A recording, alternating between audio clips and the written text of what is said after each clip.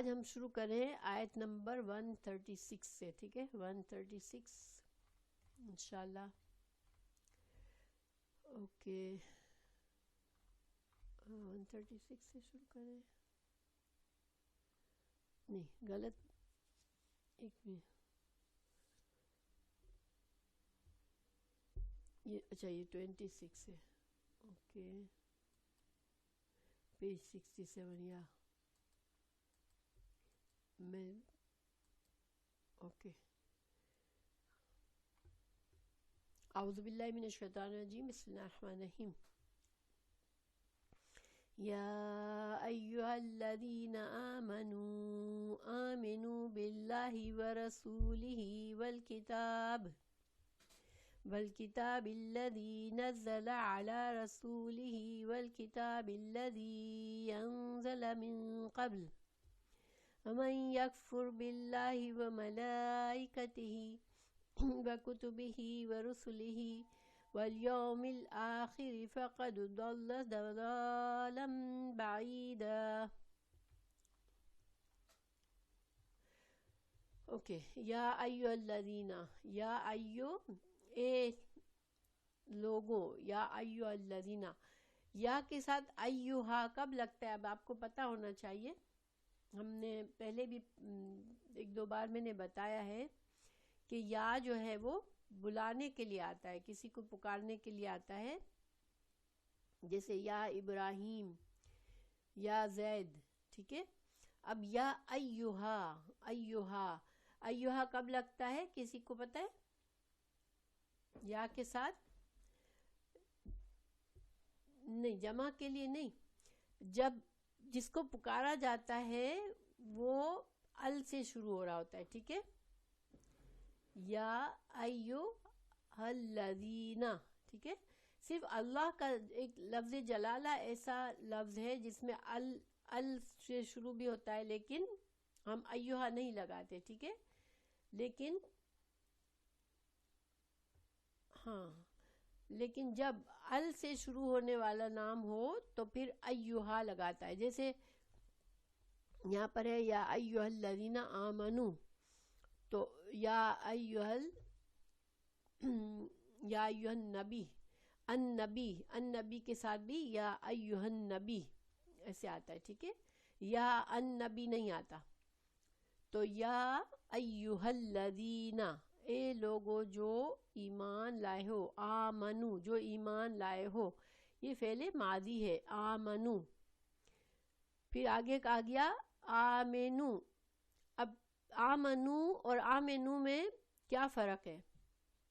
آمنو صرف میم پر یہاں پر فتح ہے اور یہاں میم پر کسرہ ہے، تو یہ فتح جہاں پر ہے یہ کیا ہے؟ فعل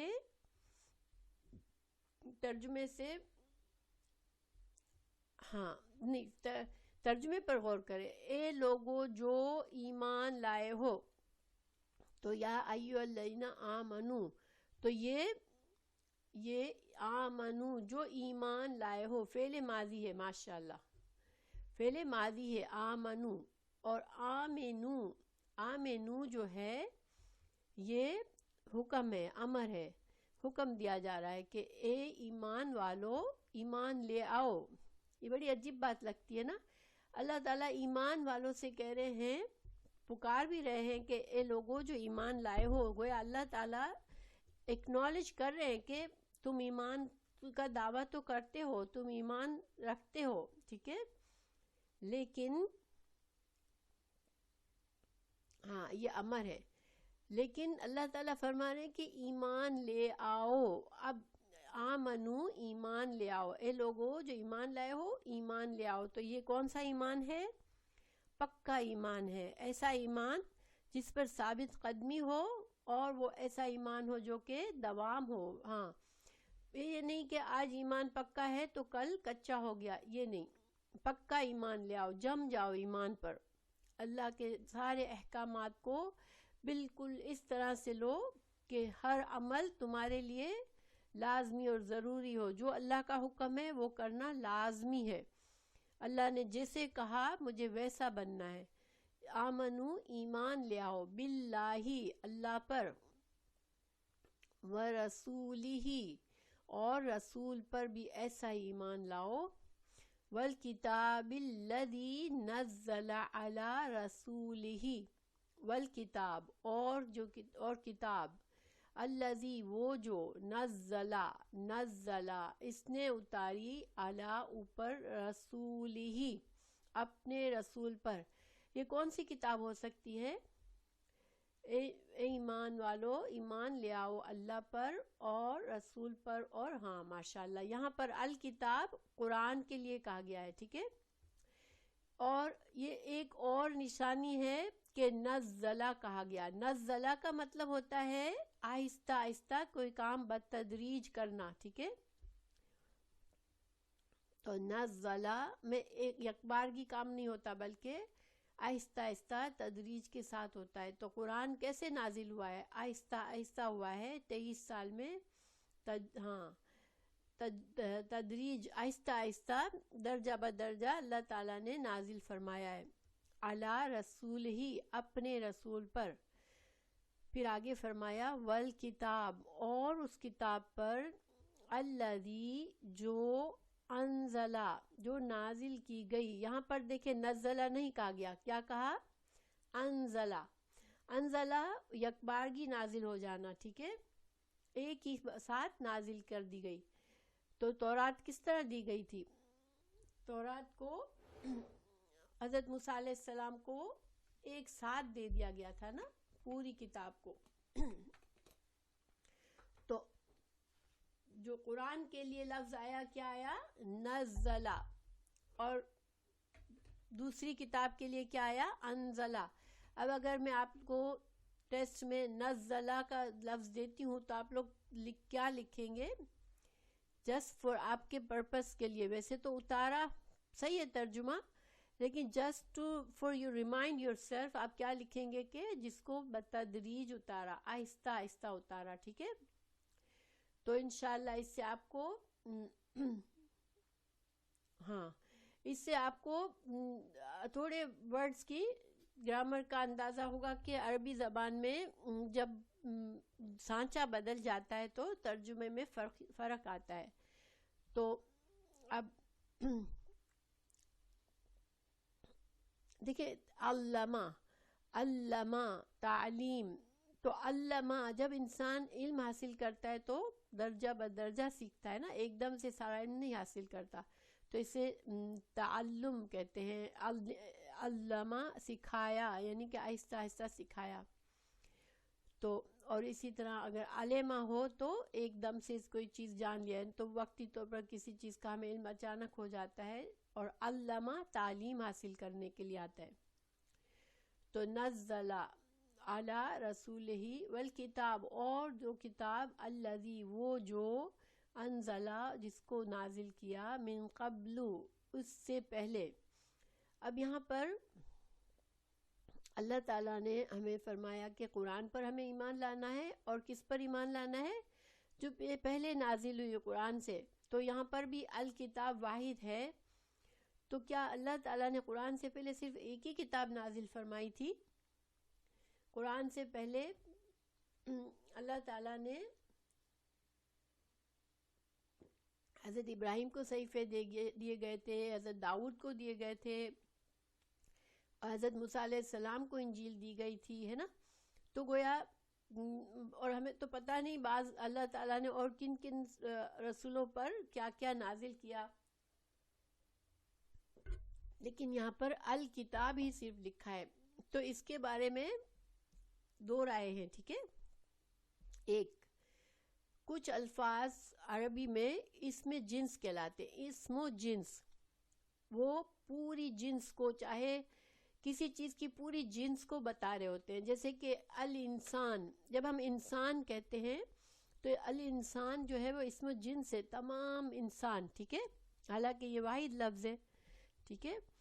تو اسی طرح الکتاب سے مطلب تمام کتابیں، ٹھیک ہے، واحد، جمع، مذکر، مؤنث، جب اس میں جنس ہوتا ہے تو سب آ جاتا ہے اس میں۔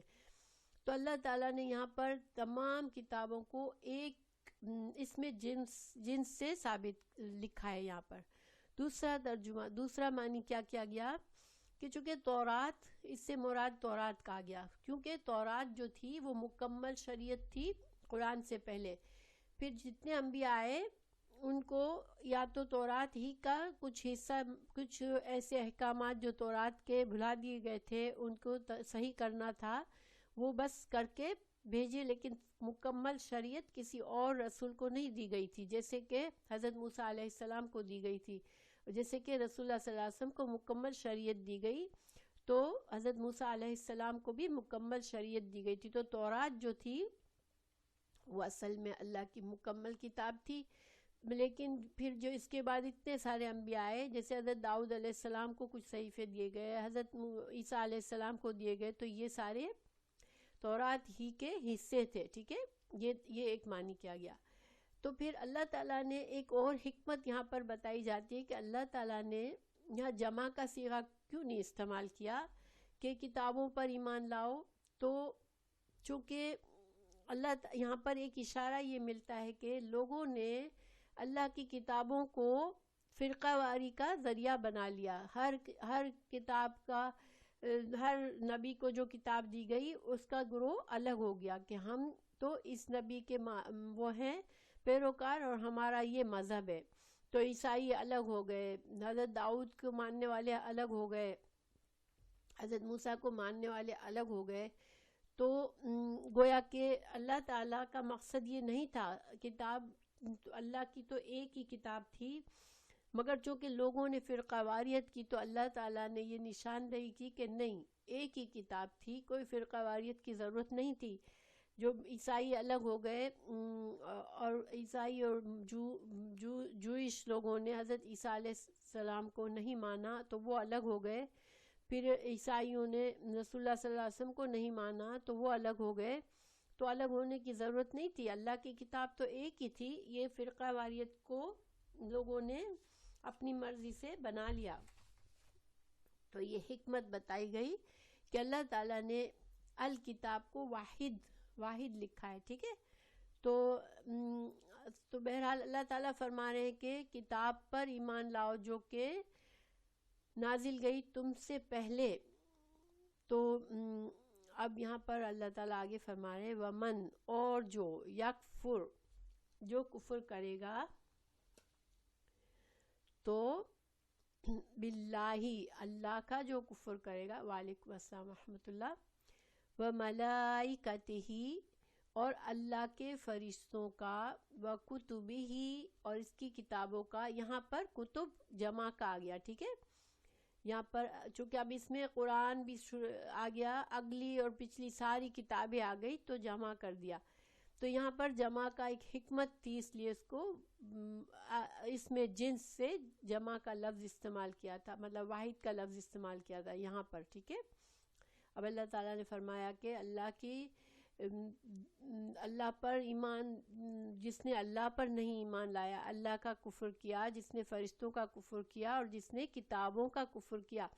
اب دیکھیں کتابوں کا یہاں پر کفر کرنے میں ایک اور حکمت یہ بھی ہے کہ ساری کتابوں کو ماننا ہے. اگر کسی نے ایک کتاب کو بھی نہیں مانا تو گویا وہ کافروں میں شامل ہو جاتا ہے، انکار کرنے والوں میں ہو جاتا ہے. اس لیے یہاں پر جمع کا صیغہ استعمال کیا گیا کہ تمام کتابوں پر ایمان لانا مسٹ ہے. ٹھیک ہے، اگر یہاں پر واحد آ جاتا اور اس میں جنس کا مطلب لیا جاتا کہ جمع کا مطلب تو یہاں بھی نکل سکتا تھا الکتاب کہہ کے، لیکن نہیں، یہاں پر زیادہ واضح بات کیا تھی کہ جمع استعمال کیا گیا کہ ساری کتابوں پر ایمان لانا ضروری ہے. کسی ایک کتاب کی بھی انکار نہیں کر سکتے. ہم مسلمان تورات کی، ہاں بالکل ایمان مفصل ہے. یہاں پر ہم مسلمان جو ہے وہ تورات کا بھی انکار نہیں کر سکتے کہ تورات اللہ کی کتاب نہیں تھی. ٹھیک ہے، تو گویا اب یہودیوں نے تو انجیل کا اور قرآن کا انکار کر دیا، عیسائیوں نے قرآن کا انکار کر دیا. تو یہ کرنے کے بعد ان کا ایمان مکمل نہیں رہا. ٹھیک ہے، ایمان مفصل، یہاں پر ایمان مفصل بتایا جا رہا ہے کہ اللہ پر ایمان، فرشتوں پر ایمان، کتابوں پر ایمان، و رسولہ، یہ بھی جمع ہے، رسول کی جمع رسول ہے، اور اللہ کے تمام رسولوں پر. اور جیسے ہم کو سکھایا گیا کہ لا نفرق بین احد، ہم کسی رسول کے درمیان فرق نہیں کرتے. تو ہمیں تمام رسولوں کو اللہ کا سچا رسول ماننا ہے. ایون دو ہم شریعت جو ہے، ہم ہمارے پیارے رسول صلی اللہ علیہ وسلم کی شریعت کے فالوورز ہیں، مگر جہاں تک ہمیں اللہ کا سچا رسول ماننا ہے تو ہم تمام رسولوں کو مانتے ہیں. والیوم الآخر، اور آخرت کے دن پر. فقد، تو تحقیق، ضل، جس نے کفر کیا کسی ایک چیز پر بھی تو کیا ہوا؟ فقد، تو تحقیق، ضل، وہ بھٹک گیا، ضلالن، بھٹکنا، بعیدن، دور کا. ٹھیک ہے، تو جس نے کسی ایک چیز کو بھی انکار کیا تو پھر وہ کیا ہوا؟ وہ بھٹک گیا، دور کا بھٹکنا. یعنی کہ اب وہ اس کا، جب انسان بہت دور چلا جاتا ہے، اتنا دور کے نشان مٹ جاتے ہیں، تو پھر اس کا واپس آنا مشکل ہو جاتا ہے. تو یہ اتنا بھٹک گیا کہ بہت دور کا بھٹک گیا، اب وہ واپس صراط مستقیم پر نہیں آ سکتا. تو دیکھیں الحمدللہ ہم جو ہیں مسلمان، ہم اللہ پر ایمان لاتے ہیں، ہم کتابوں پر، ہم ساری چیزوں پر ایمان لاتے ہیں نا. لیکن اب ایمان لانا، کہنا زبان سے اور دل سے ماننا اور عمل سے اپنے اظہار کرنا، یہ سب شامل ہوتا ہے. تو اگر اللہ پر ہم ایمان لاتے ہیں تو ہمیں پکا ایمان ہونا چاہیے کہ ہمارا ہر وقت، چاہے دن ہو چاہے رات ہو، اللہ ہمیں دیکھ رہا ہے. تو ہمارا کوئی بھی وقت ہمارا ایسا نہ ہو کہ ہم اللہ کو ناراض کرنے والے کام کریں. اگر ہم اللہ کو ناراض کرنے، ہم سوچتے ہیں لوگ نہیں دیکھ رہے، ہم کوئی غلط کام کر رہے ہیں تو، لیکن ہمیں، جس کو اللہ پر ایمان ہے وہ جانتا ہے کہ اللہ دیکھ رہا ہے. اور پھر اللہ کو ہم اپنا خالق، مالک، مدبر سمجھتے ہیں، تو اللہ کے جتنے بھی احکامات ہیں ان کو ہمیں خوشی سے لینا ہے، اس میں ہمارا دل تنگ نہیں ہونا چاہیے. اسلام نے ہمیں جو بھی چیزیں دی، چاہے وہ ہمیں بظاہر مشکل بھی لگے، چاہے وہ بظاہر حالات آج کل کے جس ماحول میں ہم رہ رہے ہیں اس کے لحاظ سے بیکورڈ بھی لگے، کچھ بھی ہو، ہمیں چاہے ہمارے تمام ملنے جلنے والے، ہمارے دوست احباب سب جو ہیں وہ اس حد تک نہیں پابند کر رہے اپنے آپ کو ایمان سے کے لیے، تو بھی ہمیں جھجکنا نہیں چاہیے. ہمیں اللہ کی بات کو سب سے زیادہ ماننا چاہیے اگر ہمیں اپنے ایمان کی حفاظت کرنی ہے. تو پھر رسولوں کی بات، تو رسول اللہ صلی اللہ علیہ وسلم کی احادیث، آپ کے فرمان کو بھی ہمیں بہت اہمیت دینی ہے، اور ان کو اپنے جیسے دن رات اپنی زندگی اس کے مطابق ڈھالنا ہے، کیونکہ رسول اللہ صلی اللہ علیہ وسلم کو نمونہ بنایا گیا ہمارے لیے. اللہ تعالیٰ چاہتا تو صرف قرآن بھیج دیتا، نہیں، اللہ نے رسول کو بھیجا صلی اللہ علیہ وسلم کو کہ وہ ہمیں دین پر چل کر بتائے، دین کے احکامات پر عمل کر کے بتائے. جو کچھ ہمیں کرنا تھا وہ رسول اللہ صلی اللہ علیہ وسلم کو بھی کرنا تھا، تو سارے کام کر کے خود دکھا دیے تاکہ ہمیں پتہ ہو کہ ہمیں یہ نمونہ فالو کرنا ہے. تو رسول پر ایمان صرف خالی خلی زبان کا ایمان نہیں ہوتا، اس پر رسول پر ایمان کا مطلب ہوتا ہے کہ اس کی مکمل اطاعت. جس طرح اللہ کی اطاعت فرض ہے ہم پر، اسی طرح رسول کی اطاعت فرض ہے. اور آج ہم کیسے رسول اللہ صلی اللہ علیہ وسلم کی اطاعت پر عمل کریں کہ آپ کے طریقے کو سمجھیں، سیکھیں اور پھر اس کو اپنائیں اپنی زندگی میں انشاءاللہ. اور اسی طرح قرآن کا بھی مکمل ایمان چاہیے ہمیں، کیونکہ اللہ تعالیٰ نے پہلے ہی ہمیں بتایا کہ ہاں بالکل، اللہ تعالیٰ نے ہمیں پکارا ایمان والو، اے ایمان والو. گویا اللہ تعالیٰ ہمیں مسلمان ہی کہہ رہے ہیں، ایمان والے ہی کہہ رہے ہیں ہمیں. اللہ تعالیٰ یہ نہیں کہہ رہے کہ تمہارے پاس ایمان نہیں ہے، مگر اللہ تعالیٰ ہمیں یہ کہہ رہے ہیں کہ تمہیں اپنے ایمان کو پختہ کرنا ہے. یا ایھا الذین آمنوا آمنوا، ایمان لے آؤ. تو گویا ہمیں اللہ تعالیٰ جھنجھوڑ رہے ہیں کہ اپنے ایمان کو پختہ کرو. تو پھر ہم رسول پر بھی پختہ کریں اور قرآن پر بھی، کہ قرآن نے ہمیں جو بھی سکھا رہا ہے ہمیں قرآن کو ہمیں مضبوطی سے پکڑنا ہے. آج دیکھیں ہم خود بہت زیادہ ہم ریلیکس لیتے ہیں دین کو. ہم سمجھتے ہیں کہ ہمارے دل، ہماری مرضی کے مطابق دین ہے تو صحیح ہے. جہاں کہیں ہمیں مشکل حکم آ جاتا ہے تو وہاں پر ہم ایسے بن جاتے ہیں جیسے ہمیں کچھ پتہ ہی نہیں ہے، اور ہم بڑی بے باکی سے اللہ کے حکم کو سائیڈ میں کر دیتے ہیں. لیکن یہ پھر ہمارا ایمان ہمیں پکا کرنے کی ضرورت ہے. ہمیں کوئی مشکل نہیں آنی چاہیے. جہاں اللہ کا حکم ہے، جہاں کتاب نے ہمیں ڈائریکشن دے دی، رسول اللہ صلی اللہ علیہ وسلم نے ڈائریکشن دے دی، اس میں ہمیں بالکل بھی ہمیں تردد نہیں ہونا چاہیے اس پر عمل کرنے کے لیے. پھر جو ہے پچھلی کتابوں پر تو ہم الحمدللہ پچھلی پر تو ہمیں عمل کے اوپر نہیں، ہمیں یقین ہمارا عقیدے سے تعلق ہے، تو ہم عقیدہ کرتے ہیں کہ ٹھیک ہے اللہ تعالیٰ نے جو بھی اتارا وہ تمام انبیاء سچے تھے. اچھا، اس آیت کا پیچھے سے کیا تعلق ہے؟ دیکھیں پیچھے آپ نے دیکھا کہ اللہ تعالیٰ نے فرمایا تھا کہ ہمیں قوامین بالقسط ہونے کا حکم دیا تھا. امت وسط کو اللہ تعالیٰ نے کہا تھا کہ کونو قوامین بالقسط، تم انصاف پر قائم ہو جاؤ، اور یعنی کہ شریعت و قرآن اور حدیث کو مضبوطی سے تھام لو اور زندگی کے ہر پہلو میں اس کے مطابق عمل کرو، اور کجروی نہ کرو اور اعراض نہ کرو. یعنی کجروی کیا ہوتا ہے کہ تم اس کے کسی بہانے سے ہیلے سے اپنا کوئی اور طریقہ نہ نکالو، اور اعراض نہ کرو، یعنی کہ کسی اللہ کے حکم کو سنی انسنی نہ کر لو، اس پر عمل کرو. تو یعنی کہ پیچھے سے اسی بات کو یہاں پر مضبوط کیا گیا ہے مزید. ٹھیک ہے کہ ہم قوامین بالقسط کیسے بنے. ہاں بالکل. تو ہمیں یہاں پر ہمیں مزید حکم دیا گیا کہ اپنے ایمان کو پختہ کریں.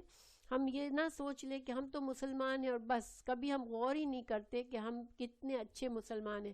دیکھیں دنیا کے معاملات میں ہم جو ہے بہت غور و فکر کرتے ہیں. ہمیں کوئی چیز حاصل کرنی ہوتی ہے تو ہم اپنی صلاحیتوں کو بار بار جج کرتے ہیں کہ ہمیں وہ چیز ملنے کے قابل ہمیں کیا امپرومنٹ کرنا چاہیے تاکہ ہمیں وہ چیز حاصل ہو جائے. لیکن ہم دین کے معاملے میں بہت زیادہ فور گرانٹیڈ لیتے ہیں. لیکن اللہ تعالیٰ نے ان آیات میں ہمیں اس سے روکا ہے کہ نہیں، ایسا نہ کرو، اور تم اپنے مضبوط سام لو، دین پر مضبوطی سے جم جاؤ اور دوام کرو. اور اللہ تعالیٰ ہمیں توفیق دے کہ ہم ان باتوں کو صرف سن کر بس تھوڑا سا دل پر اثر ہوتا ہے پھر ہم بھول جاتے ہیں. ایسا نہ بنے. ہم قرآن کی ہر آیت کو سیریسلی لیں اور اس پر عمل کرنے کی سوچیں. ہاں بالکل، ہمیں فور گرانٹیڈ نہیں لینا ہے، لیکن ہم لیتے ہیں انفارچونیٹلی، اور ہم سب لیتے ہیں. ہم کسی کو نہیں کہہ سکتے کہ فلاں تو بڑا دین کو لوزلی لیتا ہے. آج ماحول بن گیا ہے کہ مذہب جو ہے وہ ایک سائیڈ کی چیز ہے. مذہب ایسی چیز نہیں ہے جس کے اوپر لوگ غور و فکر کریں. بس ہم زندگی میں اتنے مشغول اور مصروف ہیں کہ ہم زندگی کو بس انجوائے کر لیں، زندگی کو اچھے سے اچھا بنا لیں، اسی میں ہمارا فوکس ہے. اور اب آخرت کا ایمان ہمارا اگر پکا ہے واقعی میں، تو ہمیں پھر دیکھو کہ ہمیں کتنا ہم سوچتے ہیں آخرت کے بارے میں. ہم اپنے روزانہ صبح سے شام تک ہمیں کتنا سوچا ہم نے کہ آج کے دن میں میں نے آخرت کے لیے کیا کیا کمائی کی. حالانکہ ہمیں دنیا کے معاملے میں تو ہم بہت زیادہ اپنی سیونگ بینک اکاؤنٹ چیک کرتے ہیں کہ ہماری کتنی سیونگ ہے، ہمارے پاس فیوچر کے لیے کیا سیفٹی موجود ہے. لیکن ہمیں دنیا کے لیے، ہم آخرت کے لیے ہم اپنے بینک اکاؤنٹ بہت کم چیک کرتے ہیں کہ ہم نے آخرت میں کیا کیا بھیج دیا، اور پھر اگر بھیجا بھی تو کتنا اچھے اخلاص سے، کتنے بیسٹ طریقے سے بھیجا کہ اللہ تعالیٰ یقیناً اس کو قبول کرے گا. تو اس کے بارے میں آخرت پر ہمیں ایمان تو ہے سب کو، لیکن اس ایمان میں کتنی مضبوطی ہے وہ ہمیں ہمارے رویے سے پتہ چلتا ہے. کہ ہم سارے دن اگر ہم آنیسٹلی سوچیں کہ کتنا ہم سوچتے ہیں سارا دن میں، کتنے بار آپ لوگ ایک دن اپنے لیے مقرر کریں جس میں آپ سوچیں کہ آج کا دن میں غور کروں گی کہ میں نے آخرت کے نظریے سے کتنے کام کیے، کہ انشاءاللہ مجھے یقین ہو کہ یہ کام میرا آخرت میں میرے لیے، میرے اعمال نامے کو بھاری کرنے کے لیے ہوگا انشاءاللہ. پھر پھر دیکھیں کہ آپ کو پتہ چلے گا انشاءاللہ کہ ہاں میرے واقعی میں جو ہوں ایسے غافل نہیں ہوں، میرے اچھے کام میں کر رہی ہوں، میں دنیا اور آخرت میں بیلنس رکھ رہی ہوں انشاءاللہ. تو ہمیں اس کی ضرورت ہے کہ ہم غور و فکر کریں. ٹھیک ہے. پھر اگلی آیت میں ہے ان الذین، بے شک وہ لوگ، آمنو جو ایمان لائے، ثم پھر کفروا پھر انہوں نے کفر کیا، ثم پھر آمنو پھر ایمان لائے، ثم پھر کفروا پھر کفر کیا، ثم پھر ازدادو زیادہ ہو گئے. ہم اردو میں بھی زیادہ کا لفظ یوز کرتے ہیں نا، یہ سیم روٹ ورڈ ہے.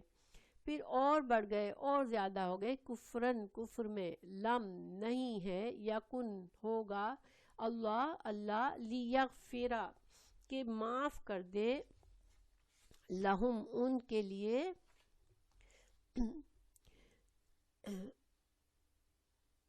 ولا اور نہ، لیہدیہم اور نہ کہ ہدایت دے گا ان کو، سبیلا راستے کی. اب دیکھیں اللہ تعالیٰ فرما رہے ہیں کہ جو لوگ ایمان لاتے ہیں پھر کفر کرتے ہیں، پھر ایمان لاتے ہیں پھر کفر کرتے ہیں، تو پھر ان کا حال کیا ہو جاتا ہے کہ وہ کفر میں بڑھتے چلے جاتے ہیں. کیوں؟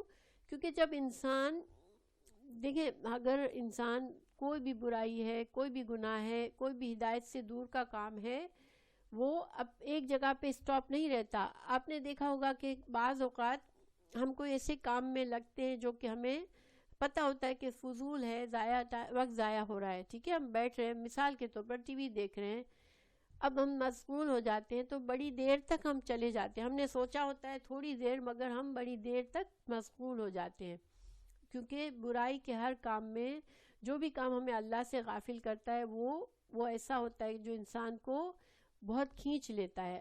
وہ یہی ہوتا ہے کہ ہم شیطان کے لیے ہم نے تھوڑا سا بھی دروازہ کھولتے ہیں تو وہ پورا آ جاتا ہے ہمارے پاس.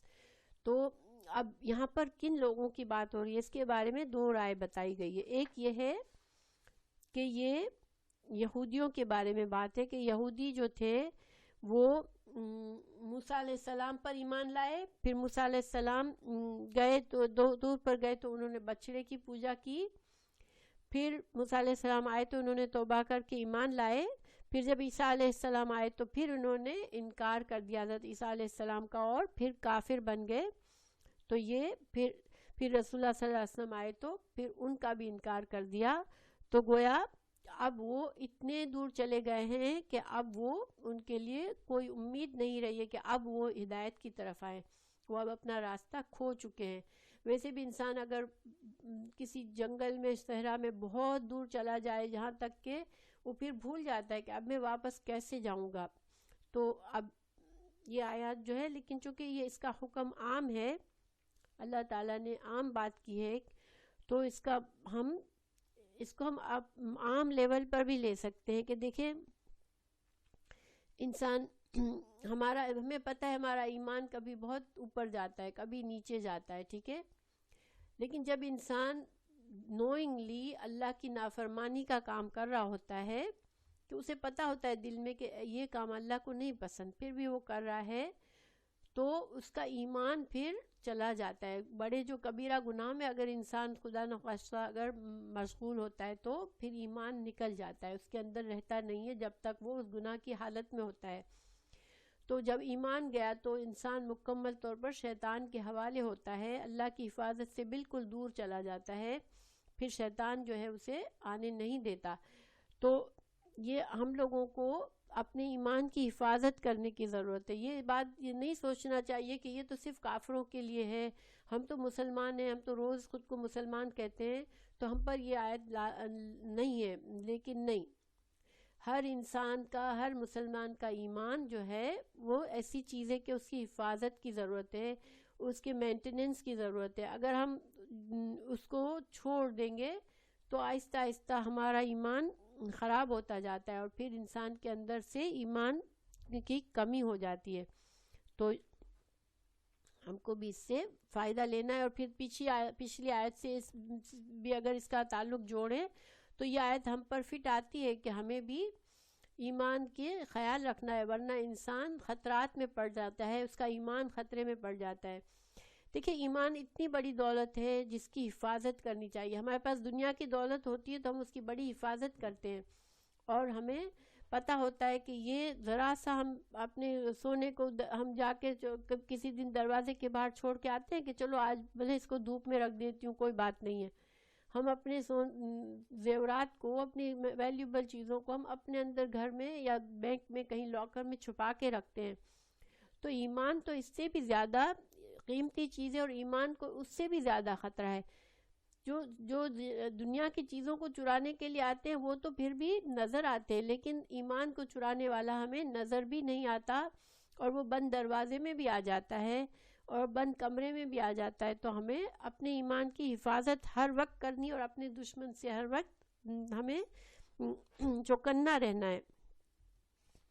تو پھر آپ کو پتہ ہے کہ یہ سورہ بقرہ میں ہم نے آیت پڑھی تھی, منافقین, جو دو طرح کے منافقین کی باتیں پڑھی تھی. ایک تو پکے اعتقادی منافق تھے جو کہ کبھی ایمان لائے ہی نہیں تھے, صرف زبان سے کہا تھا اپنے فائدے کے لیے. مگر دوسری طرح کے جو ایمان بتایا تھا منافق, وہ کیسے تھے کہ اللہ تعالیٰ نے ان کے بارے میں کہا تھا کہ کلما اضاء لهم مشوا فیہ واذا اظلم علیہم قاموا ولو شاء اللہ لذهب بسمعہم وابصارہم.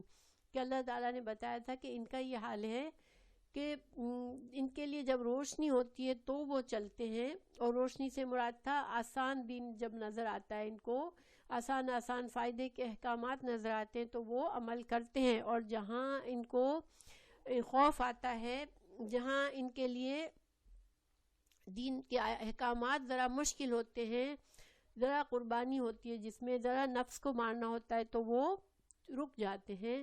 تو اللہ تعالیٰ نے فرمایا تھا کہ وہ لوگ خطرے میں ہیں کہ کہیں ایسا نہ ہو کہ اللہ ان کے بصارت کو چھین لے, اور ان کے نگاہوں, ان کے کانوں کی سماعت کو چھین لے, کہ وہ پھر صلاحیت ہی کھو بیٹھے ایمان کی. تو ایمان کی حفاظت مسٹ ہے, ضروری ہے. اللہ تعالیٰ ہمیں محفوظ رکھے, اللہ تعالیٰ ہمیں لاپرواہی سے بچائے, فور گرانٹیڈ لینے سے بچائے. رمضان کا مہینہ آ رہا ہے تو انشاءاللہ اللہ تعالیٰ ہمیں اس سے پورا فائدہ اٹھا کے ہمارے ایمان کو بالکل تازہ کر دے, اور ہمیں اس پر استقامت دے. آمین. پھر اگلی آیت ہے وَبَشِّرِ الْمُنَافِقِينَ, اور منافقین کو خوشخبری دے دے. دیکھیں خوشخبری, بشر کا مطلب ہوتا ہے خوشخبری, بشارت, لیکن یہاں پر ایک طرح سے دھمکی کے لیے, طنز کے لیے استعمال ہوا ہے کہ منافقین جو بہت خوش ہیں دنیا میں, تو پھر ان کو خوشخبری دے دیں بِأَنَّ, کہ بے شک, لہم, ان کے لیے, عذاباً, عذاب ہے, علیماً, دردناک عذاب ہے. تو عذاباً علیماً, ہاں, تو ان کے لیے عذاب ہے. تو عذاب کو یہاں پر بشارت کے طور پر صرف ایک طرح سے دھمکی اور اس کی شدت کے طور پر, اور اس کو طنز کے طور پر کہا ہے کہ کیونکہ منافقین جو ہے وہ بہت دنیا میں بزی ہیں, تو ان کو وہ ایمان کو بار بار خطرے میں ڈالتے ہیں, تو ان کے لیے عذاب ہے علیماً. تو اب یہ ہے کہ اللہ تعالی ہمیں محفوظ رکھے کہ منافقت جو ہے وہ ہر لیول پر ہو سکتی ہے, اور اللہ تعالی ہمیں اپنے نفسوں میں جھانکنے والا بنائے کہ ہم غفلت میں وقت نہ گزار دیں اپنا. یہ دنیا بہت مختصر ہے اور پتہ نہیں کب کیا ہو سکتا ہے, تو اللہ تعالی ہمیں محفوظ رکھے کہ ہم اپنے وقت کو بالکل ضائع کر کے پھر آخرت میں افسوس ہی کریں صرف. پھر اللہ تعالیٰ فرما رہے ہیں اگلی آیت میں, الذین, وہ لوگ, یتخذون, جو بناتے ہیں, الکافرین, کافروں کو, اولیاء, دوست, من دون المؤمنین, مومنوں کے علاوہ, من سے, دونی, علاوہ, مومنین, مومنوں کو چھوڑ کر, ایبتغون, کیا وہ چاہتے ہیں, بغا, یبغی جو ہے تلاش کرنا, چاہنا, اور یہ اچھے معنوں میں بھی ہوتا ہے اور برے معنوں میں بھی. یہاں پر اللہ تعالیٰ فرمانے کہ کیا وہ تلاش کرتے, وہ چاہتے ہیں, عندہم, ان کے پاس, العزہ, عزت ہم اردو میں بھی بولتے ہیں نا, مگر یہاں پر عزت جو ہے وہ غلبے کے معنی میں, غلبہ حاصل کرنا کسی پر, یعنی کہ قوت کے لیے اور غلبے کے لیے ہے, ٹھیک ہے. تو اللہ تعالیٰ فرما رہے ہیں کہ کیا یہ جو منافقین جو ہیں وہ دوستی کر رہے ہیں کافروں سے، کافروں کی دوستی کو ترجیح دے رہے ہیں، تو کیا وہ ان کے ساتھ وہ سمجھتے ہیں کہ ان کی قوت اور غلبہ میں اضافہ ہوگا اس کی وجہ سے؟ فَإِنَّ پر بے شک، پس بے شک، العزہ عزت یعنی کہ غلبہ، للہ اللہ کے لیے، جمیعاً سارا کا سارا. تو یہاں پر جو ہے اس کا عام معنی بھی ہم لے سکتے ہیں، لیکن یہاں پر خاص کانٹیکس کیا ہے کہ جو منافق تھے تو وہ کیا کرتے تھے کہ چونکہ ان کا اخلاص نہیں تھا، ان کے اندر پورا ایمان نہیں تھا، تو وہ جو ہے وہ مسلمان بظاہر بنتے تھے، لیکن ان کا دل جو تھے وہ جڑے ہوئے تھے کافروں سے. ان کے دل میں یہ تھا کہ مسلمانوں کو کوئی مشکل آئے گی، مسلمانوں پر غلبہ آ جائے گا کافروں کا، چونکہ مسلمان بظاہر کم قوت تھے، بہت تھوڑے تھے کافروں کے مقابلے میں. تو ان کو یہ تھا کہ ایک نہ ایک دن جب کافر غالب آ جائیں گے تو کم از کم ہماری یہ دوستیاں ہم کو بچائے گی، اور ہم مخلص مسلمان ہو جائیں گے، ہم چھوٹے سے گروہ میں چلے جائیں گے، تو پھر ہم جو ہے وہ جب مسلمان مغلوب ہو جائیں گے تو ہم بھی خطرے میں آ جائیں گے ان کافروں سے. تو وہ اپنے اس فائدے کو دیکھتے ہوئے کافروں کے ساتھ اپنی دوستیاں پکی رکھتے تھے. تو اللہ تعالیٰ یہاں فرما رہے ہیں کہ اللہ کے پاس ہے ساری قوت اور عزت اور غلبہ، تو اللہ کے پاس ہے. اور اللہ تعالیٰ نے دوسری جگہ فرمایا قرآن میں سورہ منافقون میں، وَلِلَّهِ الْعِزَّةُ وَلِرَسُولِهِ وَلِلْمُؤْمِنِينَ، اللہ کے لیے اور رسول کے لیے اور مومنوں کے لیے غلبہ ہے. یعنی اللہ تعالیٰ تو غلبہ رکھتا ہی ہے، اللہ کا رسول بھی غالب آئے گا اور مومنین بھی غالب آئیں گے. اور یہاں پر عزت جو ہے وہ غلبے کے معنی میں ہے، قوت کے معنی میں ہے. اس کی دلیل کہاں ہے؟ قرآن میں دوسری جگہ عزت جو ہے لفظ استعمال ہوا ہے سورہ یوسف میں نہیں، یہ حضرت داؤد علیہ السلام کے پاس دو آدمی آئے تھے ان کے محراب میں، اور انہوں نے دعویٰ کیا تھا کہ، تو جو چھوٹا ایک آدمی تھا اس نے دعویٰ کیا تھا کہ میرا بھائی جو ہے وہ مجھ سے زیادہ اچھی بات کر لیتا ہے، تو مجھے وہ اپنی بات کے ذریعے جھگڑا کر کے مجھ پر غلبہ حاصل کرتا ہے. تو بہرحال اب سوال یہ ہے کہ کیا ہم اس زمانے میں ہم اس سے کیا سبق سیکھیں اس آیت سے؟ تو دیکھیں بہت سے مسلمان ہیں جو کہ مسلمان تو ہیں، لیکن وہ ان کو ان کی جو دل کی عزتیں، جن کی جو دل سے وہ جن طریقوں کو پسند کرتے ہیں وہ ماڈرن اور کافروں کے طریقوں کو پسند کرتے ہیں، کیونکہ ان کو یہ یقین نہیں ہوتا کہ اسلام تو آج دبا ہوا ہے، اسلام تو آج مغلوب ہے، آج تو اسلام کی بہت زیادہ شان نہیں ہے. تو وہ اپنے آپ کو زیادہ آئیڈینٹیفائی ان لوگوں سے کرتے ہیں، نان مسلم سے، کیونکہ ان کو یہ رہتا ہے کہ کم از کم ہم جو ہیں وہ ان لوگوں میں بالکل اپنے آپ کو بالکل پکا مسلمان شو کر دیں گے اپنے سے، تو ہم اکیلے پڑ جائیں گے، ہم مغلوب ہو جائیں گے، ہم ان لوگوں میں شامل ہو جائیں گے جن کو ریڈیکیول کیا جاتا ہے یا ان کو دبایا جاتا ہے. تو وہ اپنے ہاں بالکل سپر پاور جو ہیں ان سے مغلوب رہتے ہیں. تو اصل دیکھیں ہمارا ایمان ہماری قوت ہے. اگر ہم مخلص ہوں گے تو اللہ کا وعدہ ہے کہ مخلص مسلمان ہمیشہ غلبے میں رہیں گے، اس لیے کہ اللہ کی زمین پر اللہ تعالیٰ اپنے مخلص بندوں کو غلبہ دینا چاہتا ہے. لیکن اب ظاہری بات ہے کہ آج جو مسلمان مغلوب ہو رہے ہیں تو وہ کس لیے ہو رہے ہیں کہ مسلمان خود انہوں نے اپنی عزت چھوڑ دی، اپنے دین کی ان کے اندر غیرت ختم ہو گئی ہے، اور وہ ماڈرن طریقوں ویسٹرن کے پیچھے چلنے میں بیزی ہو گئے ہیں. حالانکہ ماڈرن طریقے میں کوئی برائی نہیں ہے، ماڈرن تھنکنگ میں کوئی برائی نہیں ہے، انسان کو دقیانوس ہونا کوئی مومن ہونا نہیں ہے، فرق ہے. لیکن سچا مسلمان مخلص مسلمان ہونا، اس میں عزت ہے انسان کی، اور اس میں کوئی دقیانوسی نہیں ہے. انسان مومن جو ہوتا ہے وہ کھلے دل کا ہوتا ہے، اس کے دل میں وسعت ہوتی ہے، تنگی نہیں ہوتی ہے. بعض لوگوں نے دین کو ایسا بنا دیا ہے کہ وہ اتنا زیادہ طاری کر لیتے ہیں کہ وہ لگتا ہے کہ اس دین میں جا کر تو ہمارے اوپر تنگی آ جائے گی، لیکن یہ دین ہمارا بڑا میانہ روی کا ہے اور اس میں تنگی نہیں ہے، لیکن انسان کو اللہ پر بھروسہ پکا ہونا چاہیے اور اپنے دین کے طریقے، اپنے شعار کو نہیں چھوڑنا چاہیے۔ تو بہرحال اللہ تعالیٰ کے پاس عزت اور غلبہ ہے۔ اگر ہم عزت حاصل کرنے کے لیے اپنا طریقہ ویسٹرنائز کر لیتے ہیں، اپنے مینرز کو ذرا ویسٹرن بنا لیتے ہیں کہ ہم جو ہیں اب ایسی گیدرنگ میں ہیں جہاں ویسٹرن لوگ بھی ہیں تو ہمیں ہاتھ ملانا ضروری ہے، ہمیں اگر کچھ لوگ گلے مل کر ایک دوسرے سے ملتے ہیں تو عورتیں مرد عورت بھی، ہم مسلمان ہیں لیکن ہمیں اس طرح ویلکم کرنا ضروری ہے، کیونکہ اگر نہیں کیا تو ہم دقیانوسی کہلائیں گے۔ تو یہ باتیں جو ہیں اس میں ہمارا ایمان پکا ہونا چاہیے کہ کوئی نہیں، اس میں ہمارا جو طریقہ ہے ہمیں اس پر چلنا ہے انشاءاللہ، کیونکہ اللہ کا جو حکم ہے وہ ہمارے لیے زیادہ اہم ہونا چاہیے۔ تو اب اگر ٹھیک ہے کسی نے ہاتھ بڑھایا ہے ہم سے ہاتھ ملانے کے لیے تو بعض اوقات انسان پریشان ہو جاتا ہے، کسی مرد نے ہاتھ بڑھایا، اب عورت کیا کرے، مسلمان عورت، تو ہمیں اتنی ہمارے اندر ایمان کی مضبوطی پیدا کرنی چاہیے کہ ہم اپنے آپ کو پیچھے کر لیں، کوئی بات نہیں، تھوڑا سا اگر ان کو فیل ہوا بھی، یا ہو سکتا ہے وہ رسپیکٹ ہی کریں ہماری کہ یہ اپنے دین کی عزت کرتے ہیں، اپنے دین پر قائم رہتے ہیں، ٹھیک ہے۔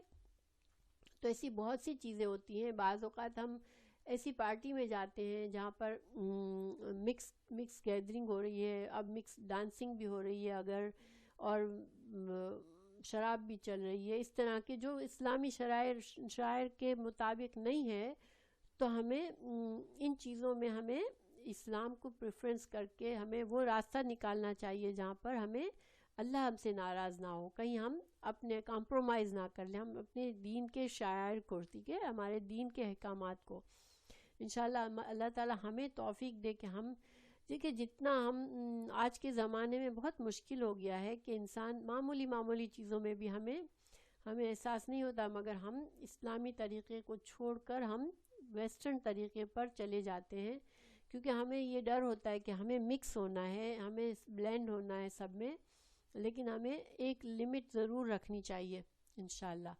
وقد اور تحقیق نزلہ اس نے نازل کیا، علیکم تم پر، فی الکتاب کتاب میں، ان یہ کہ اذا جب، سمعتم جب تم سنو، سمع سے ہے سننا، جب تم سنو، آیات اللہ اللہ کی آیات، یکفرو ان سے کفر کیا جا رہا ہے، اللہ کی آیت سے کفر کیا جاتا ہے، بہا ان کے ساتھ،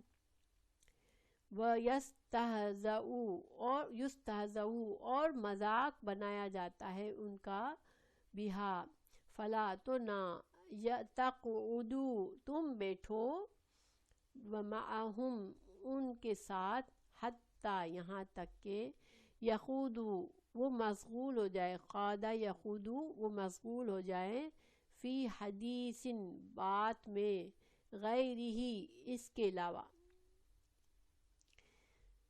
انکم بے شک تم، اذن تب، مثلہم تب ان کی طرح کے ہو، ٹھیک ہے۔ اب یہاں اللہ تعالیٰ نے کیا فرمایا کہ تحقیق ہم نے تمہیں پہلے ہی نازل کر دیا ہے کتاب میں، پہلے ہی ہم نے بات تم کو یہ بتا دی ہے کہ جب تم یہ سنو کہ کافر لوگ کیا کر رہے ہیں، اللہ کی کتاب کے ساتھ کفر کر رہے ہیں، اللہ کے احکامات کے ساتھ کفر کر رہے ہیں کھلم کھلا، یا ان کا مذاق اڑا رہے ہیں، تو نہ تم ان کے ساتھ بیٹھو یہاں تک کہ وہ پھر کوئی اور دنیا کی بات میں پڑ جائے۔ اگر دنیا کی باتوں میں مشغول ہے، وہ دین کا مذاق نہیں اڑا رہے، تو پھر ان کے ساتھ بیٹھنا جائز ہے، لیکن جو لوگ اپنی محفلوں میں دین کا مذاق اڑا رہے ہوتے ہیں، ان کے ساتھ تم اگر بیٹھتے ہو تو پھر تم کیا ہو، تم پھر ان کی طرح ہی ہو۔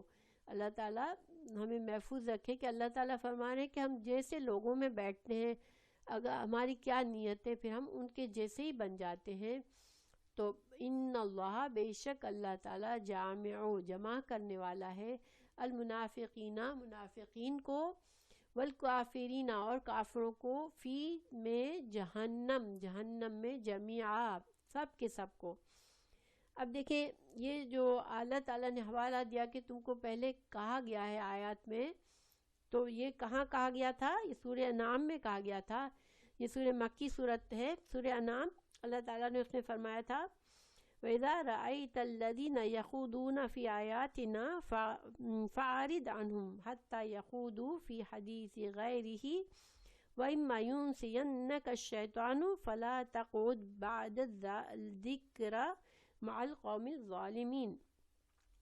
جب آپ ان لوگوں کو دیکھیں کہ وہ ہماری آیتوں میں عیب جوئی کرتے ہیں تو ان سے کنارہ کش ہو جائیں یہاں تک کہ وہ کسی اور بات میں لگ جائیں، اور اگر آپ کو شیطان بھلا دے تو یاد آنے پر پھر ایسے ظالم لوگوں کے ساتھ نہ بیٹھیں.